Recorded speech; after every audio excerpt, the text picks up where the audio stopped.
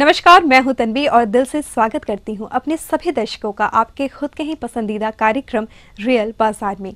दोस्तों, जैसा कि आप हमेशा जानते हैं कि इस कार्यक्रम के जरिए हर सप्ताह हमारी ये कोशिश होती है कि आपको बिहार झारखंड के प्रॉपर्टी से रिलेटेड उन सभी बातों से रूबरू करा सकें, ताकि जब भी आप किसी प्रॉपर्टी की खरीदारी करने चाहें तो आपके सामने किसी भी प्रकार की कोई समस्या ना आए। उसी क्रम में आज हम आपको जानकारी देंगे भूकंप रोधी फ्लैट्स और मकान की। जी हाँ दोस्तों, ये तो आपको भी पता होगा कि पटना हमारा जो जोन है वो भूकंप जोन में आता है, और ऐसे में ये बेहद ज़रूरी हो जाता है कि अगर हम इस इलाके में ख़रीदारी की बात करते हैं मकान या फिर फ्लैट की, तो वो भूकंप रोधी होने ही चाहिए ताकि भविष्य के नुकसान से हम बच सकें। ऐसे में आप अपने लिए भूकंप रोधी फ्लैट या मकान की खरीदारी कैसे करें, इसके लिए आज हम आपको कुछ ऐसी बातों की जानकारी देंगे ताकि जब आप अपने लिए घर खरीदते जाएं तो इन बातों का तो ध्यान रखें ही साथ कुछ और ऐसी बातों को भी अपने ध्यान में रखें जिससे आपके घर का सपना साकार हो एक सुरक्षित भविष्य के साथ। घर मकान हर एक का सपना होता है। जीवन की गाढ़ी कमाई लग जाती है एक घर बनाने में, एक फ्लैट लेने में। इतने के बावजूद अगर वो घर ही सुरक्षित ना हो तो क्या गुजरेगा उन पर, ये एक बड़ा सवाल है और होना भी चाहिए, क्योंकि बिहार झारखंड का एक बड़ा हिस्सा भूकंप जोन में आता है। संभावित भूकंप तीव्रता के आधार पर या भूकंप से अधिक नुकसान होने के आधार पर बिहार को 3 भूकंप जोन में बांटा गया है। जोन 3, 4 और 5। 5 सबसे अधिक सेंसिटिव जोन है, उसके बाद जोन 4 आता है और इसी जोन में बिहार की राजधानी पटना है। भूकंप जोन बताता है कि किस क्षेत्र में भूकंप के दौरान कितना नुकसान होगा, नुकसान का स्केल क्या होगा, इसे हम लोग जोन के रूप में समझ सकते हैं। बिहार में भूकंप के 3 जोन पड़ते हैं। पूरे भारतवर्ष में 4 जोन हैं, जोन 2, 3, 4 और 5। लेकिन बिहार में जोन 3, 4 और 5 पड़ते हैं। जोन 5 नेपाल से सटा हुआ सीतामढ़ी से लेकर किशनगंज तक 8 जिले पड़ते हैं जोन 5 में, और जोन 3 में झारखंड से सटे हुए 6 जिले पड़ते हैं। जोन 4 भूकंप के लिहाज से खतरनाक जोन माना जाता है। इस जोन में बिहार के 24 जिले आते हैं और पटना भी इसी जोन में आता है। 1934 के बाद बिहार में उतना भयानक भूकंप नहीं आया, लेकिन विशेषज्ञों के अनुसार वैसे भूकंप की संभावना बरकरार है। 1934 के भूकंप में बिहार को काफी क्षति हुई थी, लगभग हजारों जानें गईं। लेकिन आज 2014 में दृश्य पूरी तरह से बदल चुका है। शहरीकरण उत्कर्ष पर है। चारों ओर बड़ी बड़ी इमारतें, मकान, अपार्टमेंट खड़े हैं या बन रहे हैं। ऐसे में और जब क्षेत्र भूकंप जोन में आता हो तो लाजमी है कि मकान या अपार्टमेंट खरीदते या बनवाते वक्त भूकंप से बचाव की बातें सोच लें। अगर भीषण भूकंप हो जैसे कि 1934 में आया था, तो जोन 5 में बहुत ही ज़्यादा नुकसान होगा, जो हो चुका है। सीतामढ़ी से किशनगंज तक करीब 80-90 किलोमीटर के चौड़ाई में पूरा एरिया दलदली हो गया था। तो जोन 5 में उस तरह का नुकसान हो सकता है, जोन 4 में कम और जोन 3 में कम नुकसान होता है। लेकिन पूरे बिहार नुकसान का क्षेत्र है, भूकंप से नुकसान का क्षेत्र है। पूरा बिहार हमारा जोन 3 से लेके 5 तक के बीच में आता है, जो कि पटना हम बैठे हुए एकदम बीच में पड़ा जोन 4, जो कि सीवियर केसेस है इसके लिए। जोन 4 में बैठ के बीइंग एन आर्किटेक्ट जब हम सोचते हैं तो उसके फाउंडेशन के बारे में विशेष रूप से ध्यान दिया जाता है। कोई भी भवन चाहे छोटा हो, चाहे आम पब्लिक के लिए हो या अपार्टमेंट हो, अपार्टमेंट में तो निश्चित रूप से उसका ख्याल रखा ही जाना चाहिए और रखा जाता भी है। आप जो देखते हो कि सेटबैक रखा जाता है इतना कि आगे से इतना छोड़ना है, पीछे से इतना छोड़ना है, दाएं से इतना छोड़ना है, बाएं से इतना छोड़ना है। उसका पर्पस क्या होता है एक तो पर्पस होता है कि कुछ जगह मिल जाए, अगर भूकंप आए भी और कुछ क्षति हो भी तो अपने चलते, अपने फेल्योर के चलते दूसरे को भी नुकसान नहीं हो। और यदि यही सटा हुआ रहा तो फिर क्या होगा? आप सही सही खड़े हैं, बगल वाला आपके शरीर पे आके गिर गया, नुकसान उतना ही होना है। इसमें सतर्कता ही सबसे बड़ा हथियार होगा।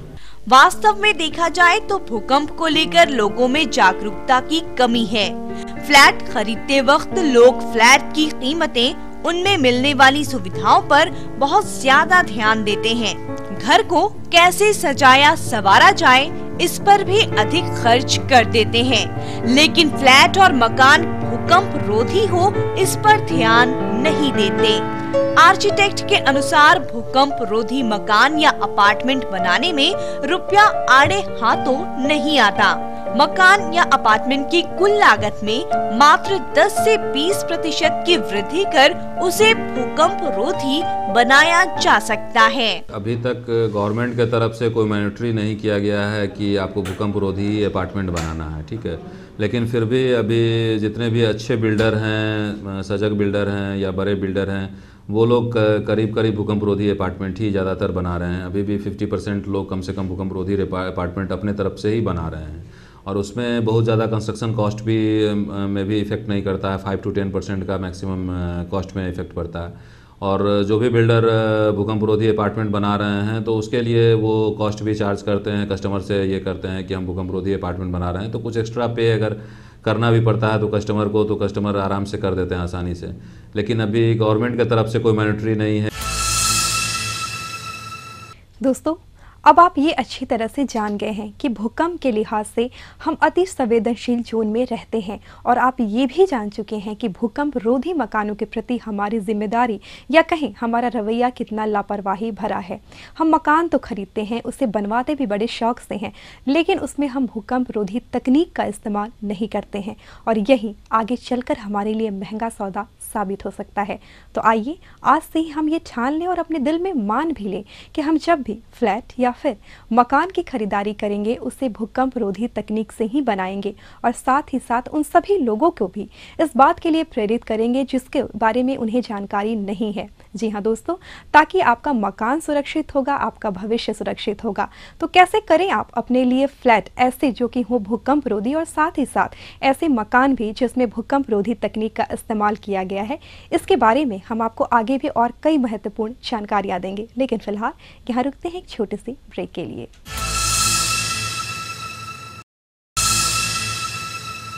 ब्रेक के बाद एक बार फिर से मेरे सभी दर्शकों का बहुत बहुत स्वागत आपके खुद के ही कार्यक्रम रियल बाजार में।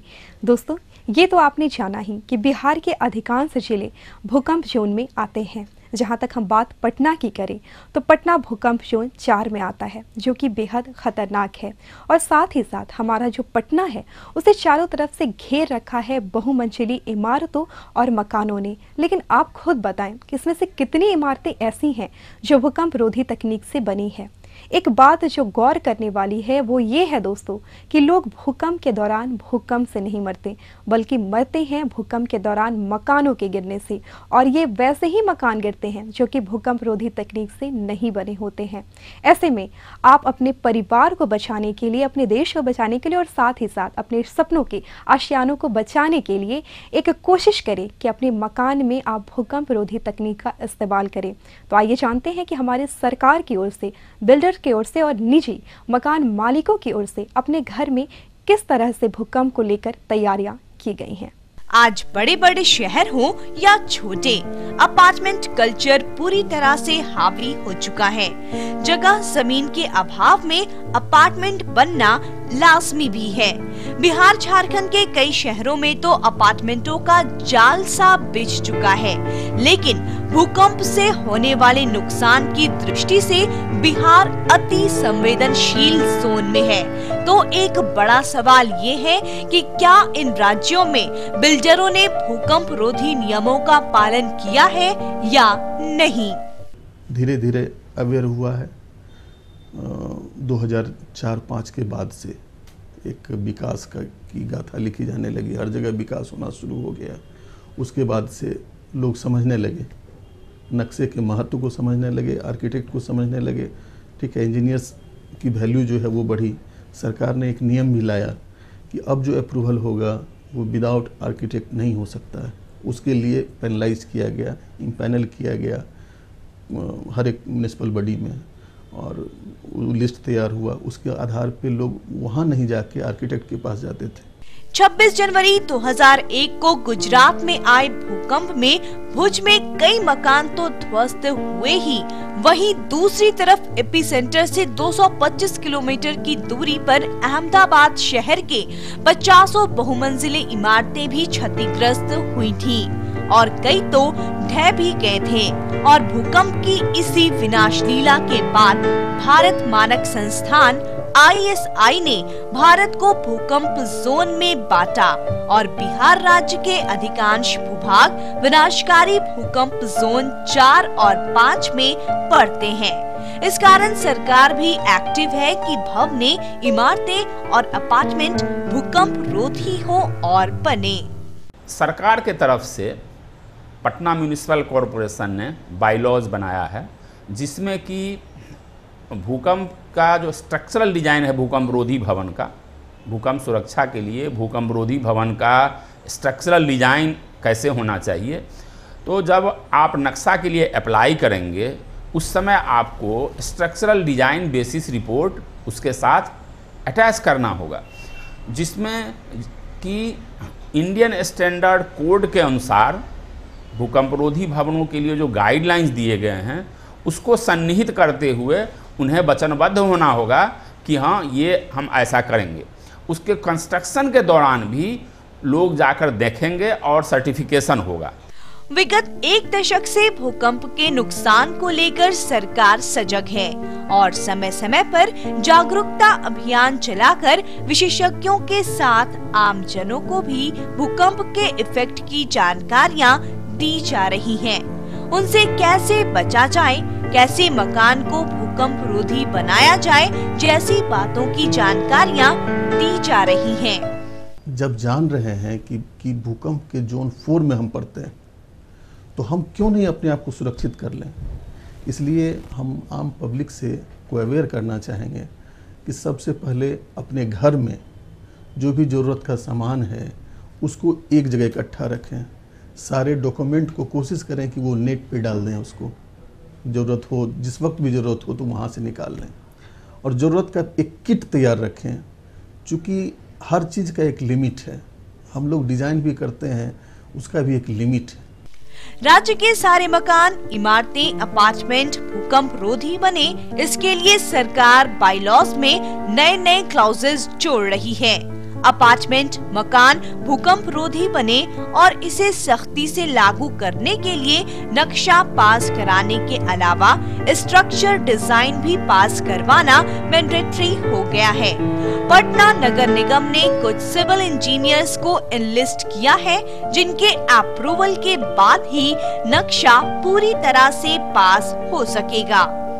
सरकार के तरफ से पटना म्यूनिसिपल कॉरपोरेशन ने बायलॉज बनाया है, जिसमें कि भूकंप का जो स्ट्रक्चरल डिजाइन है भूकंप रोधी भवन का, भूकंप सुरक्षा के लिए भूकंप रोधी भवन का स्ट्रक्चरल डिजाइन कैसे होना चाहिए, तो जब आप नक्शा के लिए अप्लाई करेंगे उस समय आपको स्ट्रक्चरल डिजाइन बेसिस रिपोर्ट उसके साथ अटैच करना होगा, जिसमें कि इंडियन स्टैंडर्ड कोड के अनुसार भूकंप रोधी भवनों के लिए जो गाइडलाइंस दिए गए हैं उसको सन्निहित करते हुए उन्हें वचनबद्ध होना होगा कि हाँ ये हम ऐसा करेंगे। आप मकान भी अगर पटना में चाहे लोग तो मकान भी भूकंप रोधी के हिसाब से बना सकते हैं, उसमें बहुत ज़्यादा कॉस्टिंग का अंतर नहीं आता है। आप किसी भी अच्छे आर्किटेक्ट के पास जाएंगे और उनको अगर बोलते हैं कि नहीं हमको भूकंप रोधी फ्लैट बनाना है या मकान बनाना है, तो वो उसके हिसाब से आपको डिज़ाइन कर देंगे, कंस्ट्रक्शन का आपको बता देंगे और बहुत ज़्यादा कॉस्ट का भी अंतर नहीं आता है। तो अगर प्राइवेट मकान भी लोग यहाँ पे बनाएं भूकंप रोधी तो वो ज़्यादा बेहतर है फ्यूचर के लिए, लंबे समय तक के लिए आप सुरक्षित रहेंगे, लंबे समय तक के लिए आपको ये अच्छा रहेगा। चूँकि कभी भी भूकंप का पटना में इस हिसाब से है कि रिएक्टर 4 में आता है तो कभी भी इस तरह का प्रॉब्लम आ सकता है। तो बेहतर है कि आप जब लाखों रुपया वहाँ पे खर्च करते हैं, करोड़ों रुपया खर्च करते हैं, तो थोड़ा बहुत और कॉस्ट के करके उसको भूकंप रोधी बनाएं तो ज़्यादा बेहतर है फ्यूचर के लिए। सरकारी प्रयासों के बावजूद ये निहायत ही जरूरी है कि अपने जान माल की सुरक्षा सबसे पहले हमारी जिम्मेदारी होती है। इस लिहाज से अपार्टमेंट खरीदते वक्त कई बिंदुओं पर विचार करते समय इस बात पर भी ध्यान देना ना भूलें कि बिल्डर्स ने भूकंप रोधी नो ऑब्जेक्शन प्राप्त किया है या नहीं। दर्शकों, अभी तक आपने ये जाना कि किस तरह हर स्तर पे ये ज़रूरी हो जाता है कि हम अपने देश, अपने परिवार, अपने घर की सुरक्षा के लिए ये बेहद आश्वस्त हो लें कि जो भी मकान हम या फिर जो भी फ्लैट हम खरीद रहे हैं वो भूकंप रोधी है या नहीं। जी हाँ दोस्तों, तभी हम अपने सपनों के आशियानों के साथ साथ अपने आप को भी बचा कर रख सकेंगे। तो आप भी आज से ये ठान लें कि आप अगली बार जब भी मकान या फ्लैट की खरीदारी करेंगे तो उस दौरान पहले आप ये सुनिश्चित करेंगे कि उसमें भूकंप रोधी तकनीक का इस्तेमाल हुआ है या नहीं।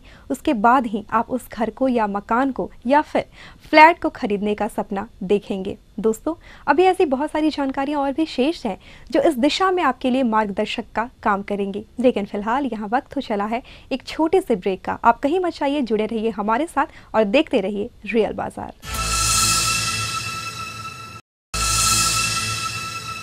ब्रेक के बाद एक बार फिर से मेरे सभी दोस्तों का बहुत बहुत स्वागत आपके खुद के ही कार्यक्रम रियल बाजार में। दोस्तों, घर हर एक का सपना होता है और हम जानते हैं कि आपका ये सपना आपकी आंखों में किस प्रकार खूबसूरती से बसता है और हम चाहते हैं कि ना सिर्फ ये आपकी आंखों में बसे बल्कि हकीकत के धरातल पर भी आए। और इस कार्यक्रम के ज़रिए हमारी यही तो कोशिश होती है कि आपके सपने के आशियाने को यथार्थ के धरातल पर लाने में उन तमाम बातों से हम आपको अवगत करा सकें, रूबरू करा सकें, ताकि आप जो सपना देखें उसमें किसी प्रकार की रुकावट ना हो और जब सपना हकीकत में तब्दील हो उस दौरान आपको बेहद सुखद अनुभव हो। तो आज भी हमने आपको यही दिखाया, लेकिन फिर भी कुछ ऐसी बातें और भी हैं जिसका अगर आप ध्यान मकान या फ्लैट खरीदते समय रखेंगे तो निश्चित तौर पे परिणाम के तौर पे आपको सिर्फ और सिर्फ सुखद अनुभूति मिलेगी। तो आइए देखते हैं कुछ ऐसी ही बातों को।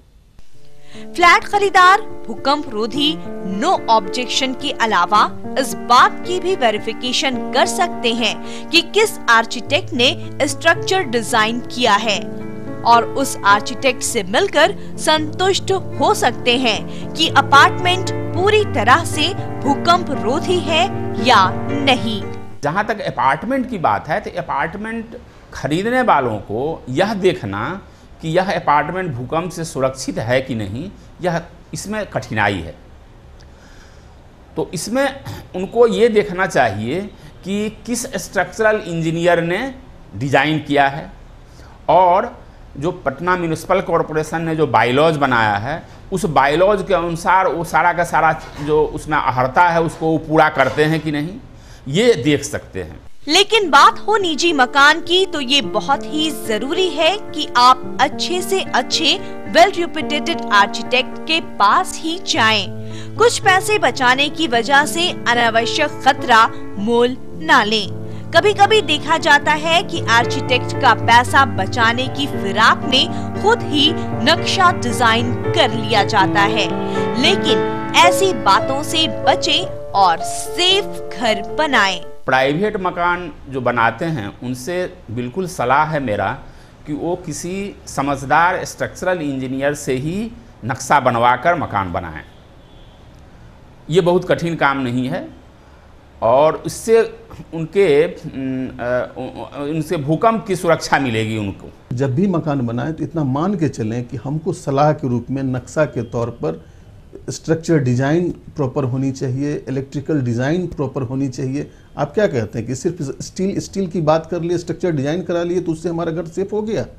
बिजली को जस तस आप छोड़ देंगे, उसका कोई लेखा जोखा नहीं होगा, कोई सर्किट का प्लान नहीं है आपके पास, क्या उससे नहीं होगा? भूकंप आने पे उससे भी आप हज़ार्ड होगा, आपका क्षति होगा, नुकसान होगा। ऐसा नहीं है कि लोग जागरूक नहीं हो रहे।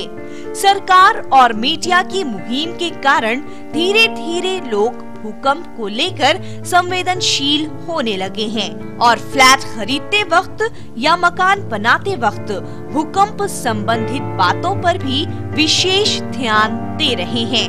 बिल्कुल इसकी प्रायोरिटी देंगे, चूँकि ऑब्वियस है हम हैं, हमारे परिवार वहाँ पे रहेंगे वो लोग हैं, तो उनकी सुरक्षा सबसे प्रायोरिटी होती है हमारी किसी की भी। तो ऑब्वियस है पहले उस चीज़ को तो ज़रूर देखेंगे कि भूकंपरोधी हो, वो जो भी हम मकान ले रहे हैं, जो फ्लैट ले रहे हैं, वो भूकंपरोधी हो।